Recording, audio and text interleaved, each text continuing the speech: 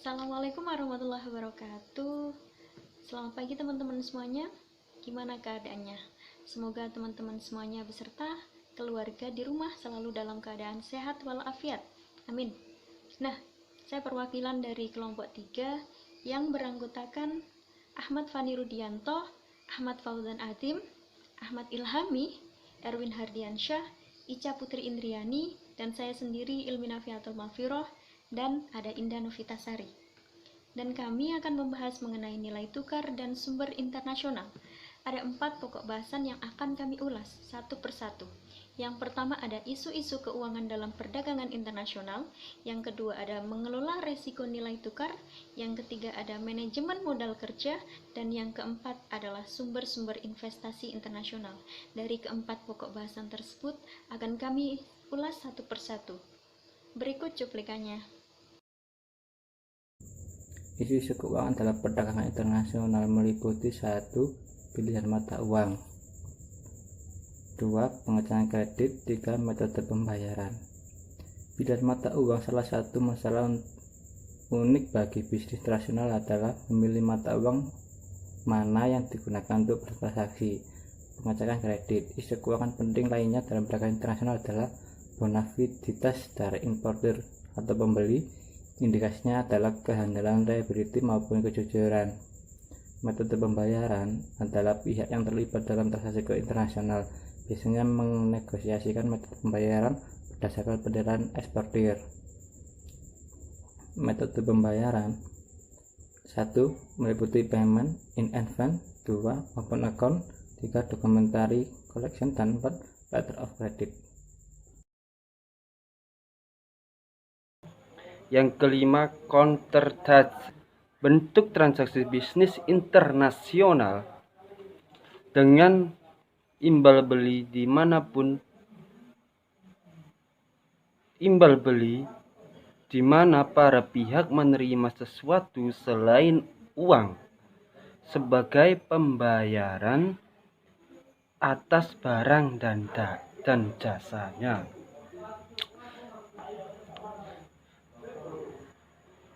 Keuntungan eksportir dan importir. Keuntungan eksportir itu ada beberapa keuntungan. Yang pertama, menghilangkan resiko kredit. Yang kedua, mengurangi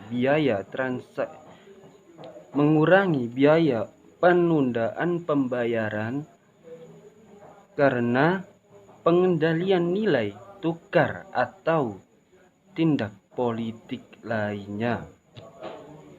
Yang ketiga, mengurangi ketidakpastian. Yang keempat, terlindung dari risiko sebelum pengiriman. Yang kelima, memastikan pembayaran atau produk. Dan keuntungan importir dan juga ada beberapa, yaitu yang pertama, pembayaran dilakukan jika kondisi yang ditetapkan dalam LC atau juga disebut letter of credit terpenuhi. Yang kedua, setiap dokumen yang diperlukan telah diinspeksi secara teliti oleh orang yang berpengalaman. Yang ketiga, importir dapat meminta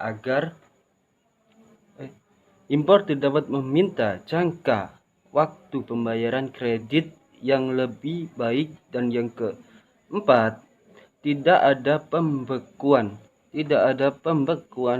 dana jika letter of credit diubah menjadi cash in advance. Yang kelima, dalam hal dana sudah dibayarkan melalui bank, lebih mudah menarik kembali dananya jika ekspor tidak mampu melakukan pengiriman yang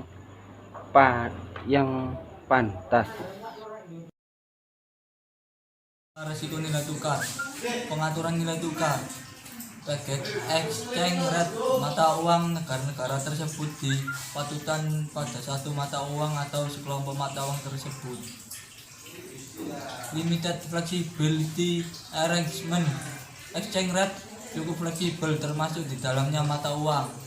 More flexible arrangement, exchange rate cukup fleksibel termasuk di dalamnya mata uang yang di floating seperti renminbi, RRC.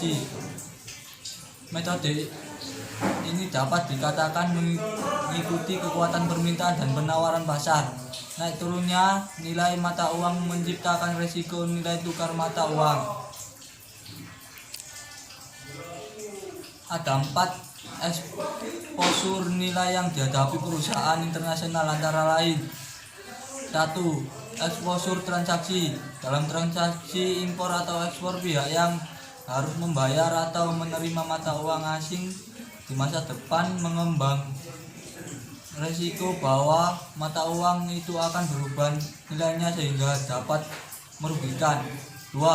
Exposure netting. Exposure netting adalah menerima dengan posisi terbuka dua mata uang atau lebih yang dianggap setara satu sama lain sehingga tidak memerlukan lindung nilai internal atau eksternal. 3. Exposure translasi adalah dampak fluktuasi nilai tukar dalam laporan keuangan konsolidasi yang mengubah nilai anak perusahaan luar negeri jika diukur dalam mata uang induk perusahaan.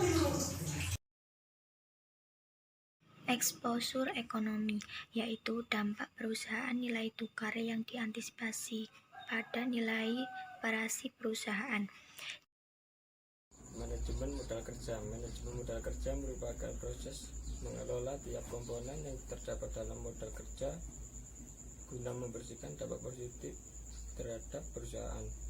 Fungsi manajemen modal kerja. 1. Beberapa penelitian telah memberikan indikasi bahwa sebagian besar waktu manajer keuangan dihabiskan dalam kegiatan internal perusahaan dari hari ke hari, dan ini merupakan bagian dari manajemen modal kerja. 2. Kenyataannya jumlah aktiva lancar sering lebih dari separuh total aktiva perusahaan dan cenderung labil. 3. Hubungan antara tingkat pertumbuhan penjualan dan kebutuhan akan permodalan aktiva lancar adalah dekat dan langsung. 4. Khususnya bagi perusahaan kecil, manajemen modal kerja terlebih pentingnya. Jenis-jenis manajemen modal kerja ada 2. 1. Modal kerja permanen adalah modal kerja yang harus selalu ada pada perusahaan agar dapat berfungsi dengan baik dalam satu periode akuntansi. 2. Modal kerja variabel, yaitu modal kerja yang dibutuhkan saat-saat tertentu dengan jumlah yang berubah-ubah sesuai dengan perubahan keadaan dalam satu periode. Modal kerja permanen ada 2. 1. Modal kerja primer adalah sejumlah modal kerja minimum yang harus ada pada perusahaan untuk menjamin kelangsungan kegiatan usahanya. 2. Modal kerja normal, yaitu sejumlah modal kerja yang digunakan untuk dapat menyelenggarakan kegiatan produksi pada kapasitas normal. Kapasitas normal mempunyai pengertian yang fleksibel menurut kondisi perusahaannya. Jenis-jenis manajemen modal kerja yang kedua adalah modal kerja variabel atau variable working capital. Ini dibagi menjadi 3. Yang pertama ada modal kerja musiman, yaitu sejumlah modal kerja yang besarnya berubah-ubah disebabkan oleh perubahan musim. Yang kedua ada modal kerja siklis atau cyclic working capital, yaitu sejumlah modal kerja yang besarnya berubah-ubah disebabkan oleh perubahan permintaan produk. Yang ketiga ada modal kerja darurat atau emergency working capital, yaitu modal kerja yang besarnya berubah-ubah yang penyebabnya tidak diketahui sebelumnya. Misalnya kebakaran, banjir, gempa bumi, buruh mogok, dan sebagainya. Ada beberapa faktor yang mempengaruhi modal kerja. Yang pertama, volume penjualan. Yang kedua ada faktor musim dan siklus. yang ketiga ada perubahan dalam teknologi, dan yang keempat adalah kebijakan perusahaan. Sumber modal kerja. Sumber dana modal kerja dapat diperoleh dari penurunan jumlah aktiva dan kenaikan pasiva. Sumber modal kerja tersebut dibagi menjadi 7. Yang pertama, keuntungan penjualan surat berharga, kemudian hasil observasi perusahaan, penjualan aktiva tetap, penjualan saham, dan penjualan obligasi. Kemudian ada dana hibah dan yang memperoleh dari pinjaman. Sumber-sumber investasi internasional dibagi menjadi 5, yaitu pajak, strategi pembiayaan ekspor, strategi pembiayaan impor, bank pembangunan daerah dan internasional, serta inovasi keuangan. Macam-macam lembaga keuangan internasional. Yang pertama, lembaga keuangan internasional, yang kedua Bank Dunia, yang ketiga International Monetary Fund, dan yang terakhir Bank Pembangunan Asia. Nah, demikian presentasi dari kelompok kami.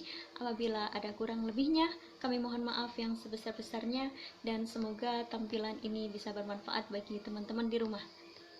Sekian dari kami. Wallahul muwaffiq ila aqwamit thoriq. Wassalamualaikum warahmatullahi wabarakatuh.